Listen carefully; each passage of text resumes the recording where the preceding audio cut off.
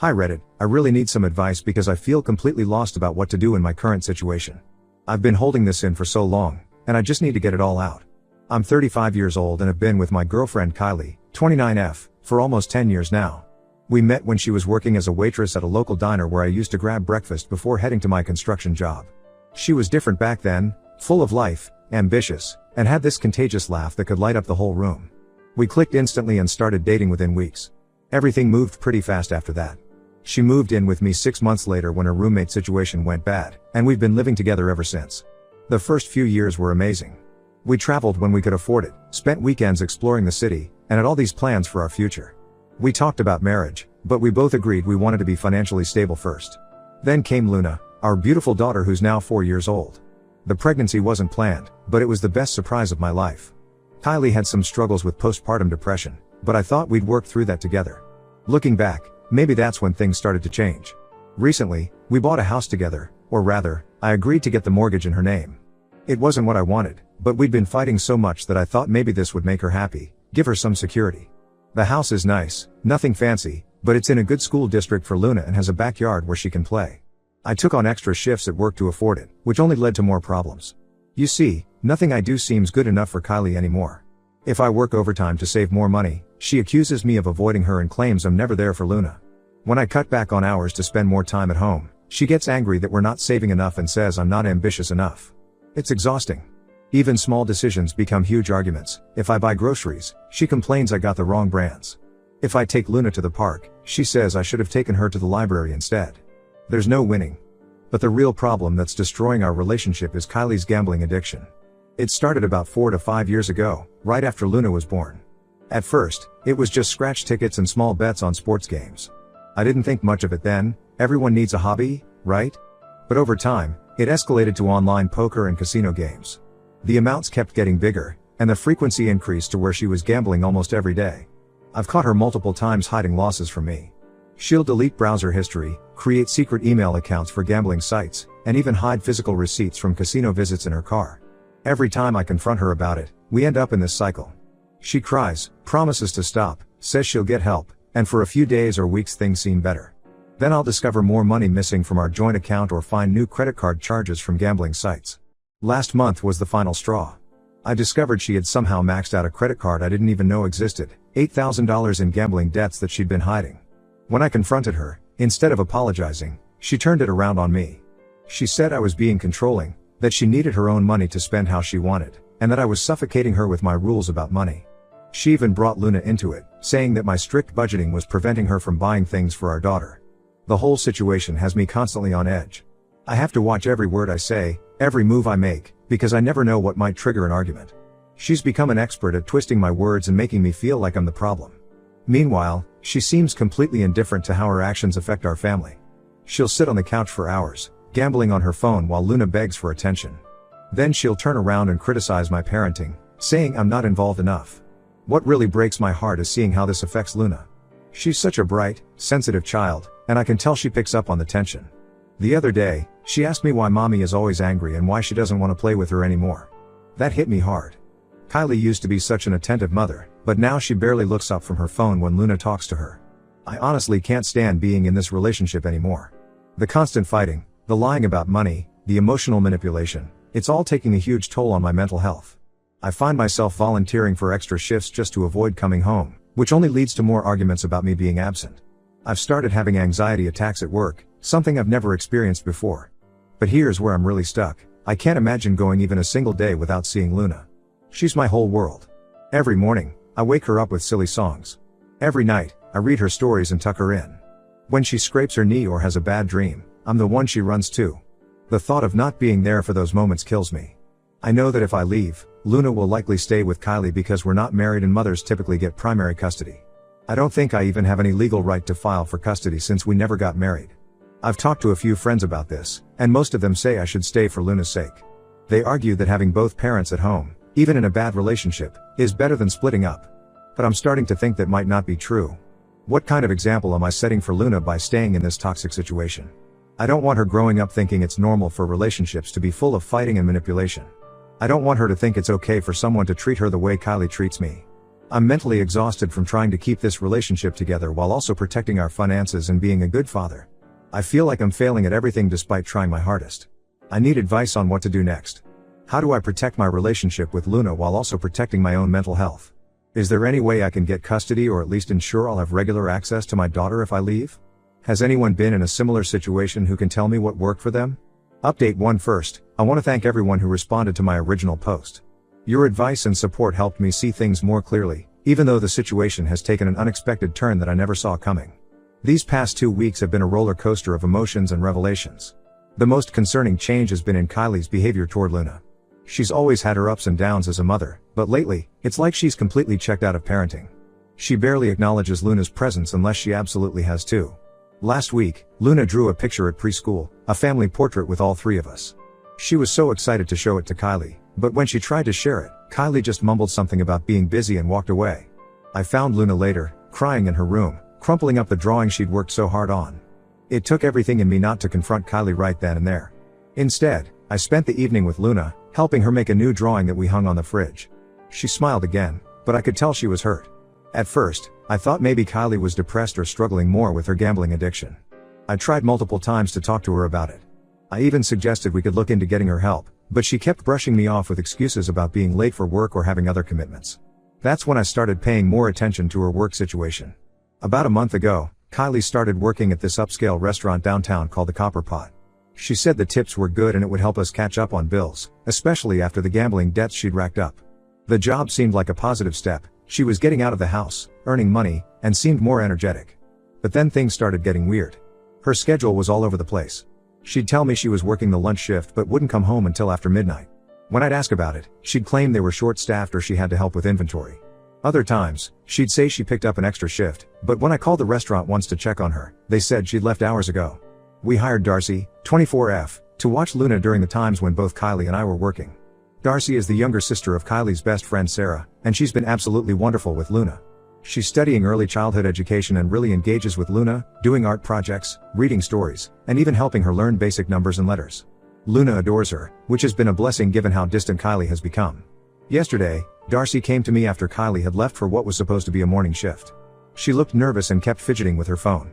Finally, she showed me some text messages she'd accidentally seen on Kylie's phone when it was left unlocked on the counter.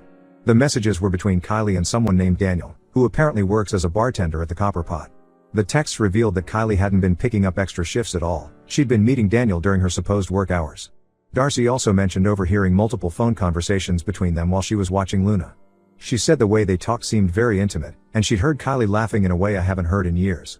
What really got to me was that Darcy had seen them together a few times when Kylie was supposed to be at work. She'd taken Luna to the park near the restaurant one afternoon, and spotted Kylie and Daniel having lunch at a cafe across the street. Another time, she saw them walking together at the mall when Kylie had claimed to be covering someone's evening shift.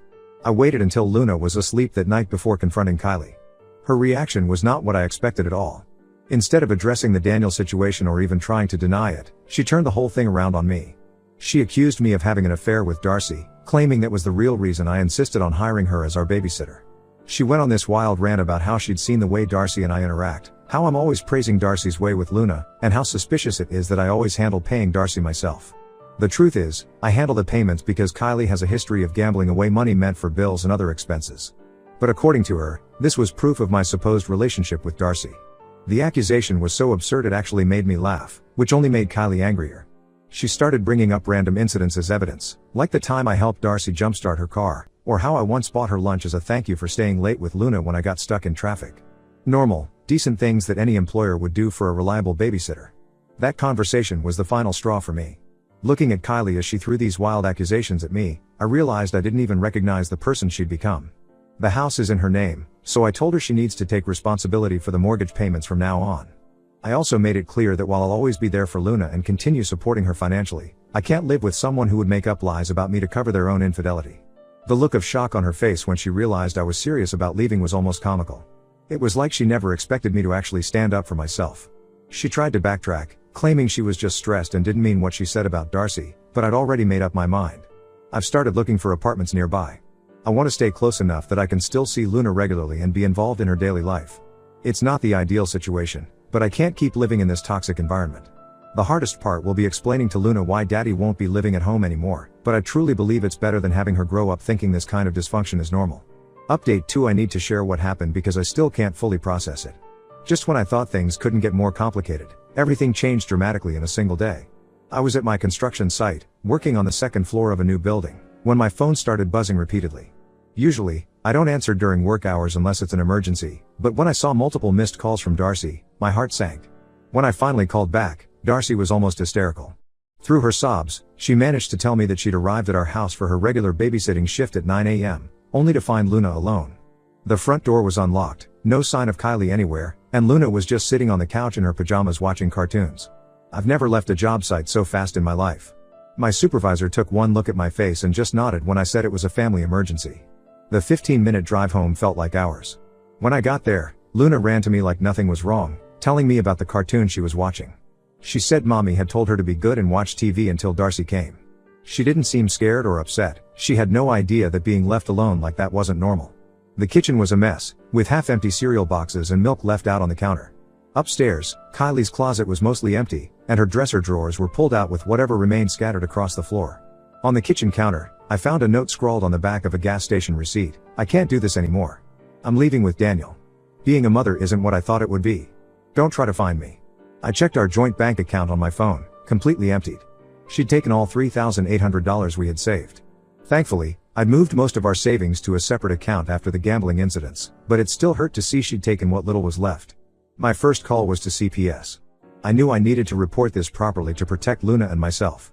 The CPS worker, Mrs. Rodriguez, came to the house that afternoon. She was surprisingly understanding when I explained the whole situation: the gambling, the affair with Daniel, and now the abandonment.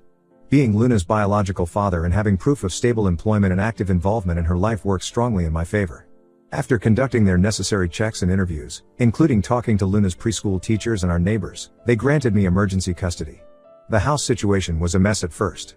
Kylie had already missed 2 mortgage payments without telling me, and I was worried we'd lose the house. But surprisingly, this turned out to be a blessing in disguise. Given that Kylie had abandoned both the property and her child, our lawyer was able to work with the bank to transfer the house into a trust with Luna as the beneficiary. She'll inherit it when she turns 18, and until then, I can continue living there with her as her guardian. The bank even worked with us to modify the loan terms to make it more manageable on my single income. The most challenging part was trying to explain the situation to Luna in a way that wouldn't traumatize her. How do you tell a 4-year-old that her mother chose a man she barely knew over her own child? I tried to keep it age appropriate, saying that Mommy needed to go away for a while to figure some things out, but that Daddy would always be here no matter what. Luna was confused at first, asking if Mommy was mad at her, which broke my heart. I made sure she knew none of this was her fault. To my surprise, Luna has adjusted remarkably well to our new routine. Kids really are resilient. She still occasionally asks about her mom, especially at bedtime or when she sees other kids with their mothers at the park, but these moments are becoming less frequent. We've established new routines. I rearranged my work schedule to be home for dinner every night, and we have special daddy-daughter time on weekends. Darcy has been an absolute godsend through all of this. She's not only continued to watch Luna when I'm at work but has also been helping Luna process everything in her own way. She's good at redirecting Luna when she gets sad about her mom, and she's helped maintain a sense of normalcy in Luna's life. Most of Kylie's friends and family have distanced themselves from us, seemingly embarrassed by her actions, but Darcy has stuck by us. The police tried to track Kylie down because technically, what she did was child abandonment, but they haven't had any luck. Apparently, Daniel quit his job at the Copper Pot the same day, and neither of them has been seen since. Part of me hopes they never find them. I don't want Luna to have to deal with the instability of Kylie potentially coming in and out of her life. Update 3: I wasn't planning on posting another update, but something happened recently that I felt I needed to share. It has been 2.5 years of complete silence, that Kylie showed up at our door on a Sunday morning while Luna was at her weekly dance class. The woman standing on our porch was barely recognizable as the Kylie I once knew. Her clothes were worn and mismatched, her hair was unkempt, and she had this desperate, haunted look in her eyes. She'd lost a lot of weight, and her hands wouldn't stop shaking as she stood there. The years clearly hadn't been kind to her. Through tears, she told me her story. Things with Daniel had fallen apart within 6 months. He'd turned out to be just as much of a gambler as she was, and they'd burned through all the money she'd taken from our account in just a few weeks. After Daniel left her for someone else, she'd bounced between different relationships and jobs, never staying in one place for too long. She'd even spent some time living in her car. She said she'd been following our lives through social media. My sister had apparently been accepting her friend requests from various fake accounts she'd created. That's how she knew Luna had started taking dance classes, was doing well in school, and had recently won a ribbon at her first grade science fair. Kylie broke down completely when she saw Luna's school picture on the wall in our living room, saying she couldn't believe how much our little girl had grown. Now she wanted to come back. She claimed she'd changed, that she'd hit rock bottom and realized what was truly important in life. She said she'd been clean from gambling for 6 months and had a steady job as a waitress in a town about an hour away. She begged for another chance to be part of Luna's life. But as I listened to her sob and make promises, all I could think about was that morning 2.5 years ago when she'd left our 4-year-old daughter alone in an unlocked house. I thought about how Luna had cried herself to sleep for weeks, asking what she'd done wrong to make mommy leave. I remembered all the Mother's Day cards Luna had made at school that she couldn't give to anyone, though Darcy always graciously accepted them when Luna offered. I told Kylie about how well Luna was doing now, how she'd made the honor roll, how her dance instructor says she has natural talent, how she's overcome her shyness and made lots of friends at school. I explained that we'd built a stable, happy life, and I wasn't willing to risk disrupting that by letting someone back in who had proven themselves untrustworthy. When Luna came home from dance class that afternoon, spinning around the living room in her leotard, showing me the new move she'd learned, I sat her down and explained that her mom had come by. Luna's response showed a maturity beyond her 7 years. She said she remembered how mommy used to make daddy sad all the time, and how she left without saying goodbye. Then she told me something that nearly brought me to tears. She said she liked our life better now because we're always happy and she never has to worry about daddy being upset anymore. Luna still has the occasional question about her mom, but they're different now. Instead of why didn't mommy want me? She asks things like, do I look like her? Or was she good at dancing too? I answer these questions honestly but briefly, then we move on to other topics. Sometimes I wonder if I'm being too harsh by keeping Kylie away. But then I remember the peace we've found in our life together, the stability Luna now enjoys, and the trust we've built between us. Sometimes the best ending isn't about forgiveness or second chances, it's about protecting what you've worked so hard to build. After Kylie left that day, I blocked all her known phone numbers and social media accounts. I also informed Luna's school and dance studio that only I or Darcy are authorized to pick her up. It might seem cold, but I've learned that sometimes being a good parent means making difficult decisions to protect your child's well-being, even if those decisions hurt someone else. Luna and I have built a happy life together. We have our routines, Saturday morning pancakes, Sunday dance classes, bedtime stories every night. It's not the family life I imagined when Luna was born, but it's peaceful, stable, and full of love. Sometimes that's more than enough.